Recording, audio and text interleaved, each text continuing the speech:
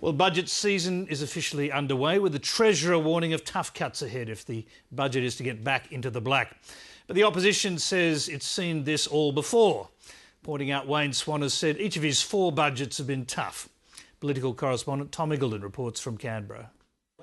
The Treasurer's turning up the tough love rhetoric ahead of May's budget. This budget is probably the most difficult of any that I've delivered. I would say in some ways it is one of the most difficult, and you might have heard me already describe in some ways this budget as being the toughest that I've faced.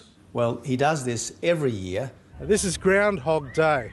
Budget season's officially open, and as with recent years, that means the guessing game's ready to begin about when the Treasurer will reveal what cuts he's making. No doubt there'll be many stories in the papers speculating about saves between now and the budget.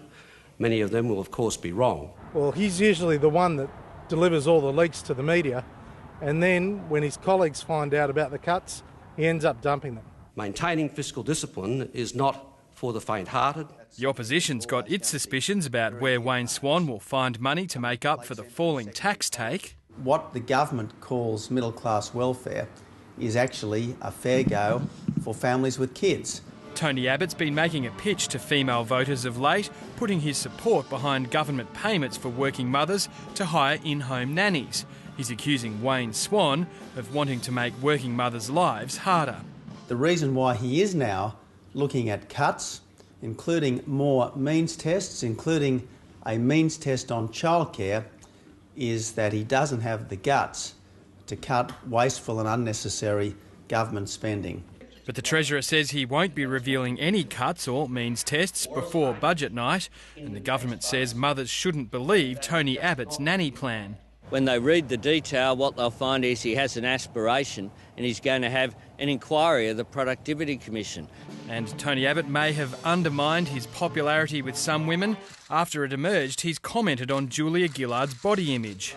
Must be one good one amongst all of us. Prime Minister's posterior has been the subject of recent comment from others.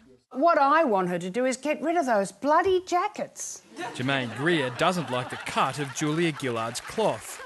You've got a big ass, Julia, just get on. On his annual lycra-clad cycling tour, Tony Abbott's unexpectedly weighed into the debate.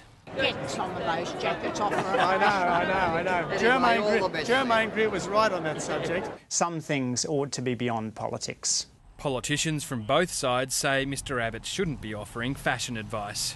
We don't always have the perfect body to fit the fashion, but we like to be part of the action. And there was some action on the National Broadband Network today, with the government announcing an ambitious new rollout plan. It says over the next 3 years, 3.5 million homes and businesses will get connected to the NBN, but the opposition says that's just spin to cover up delays in the project. Tom Iggulden, Late Line.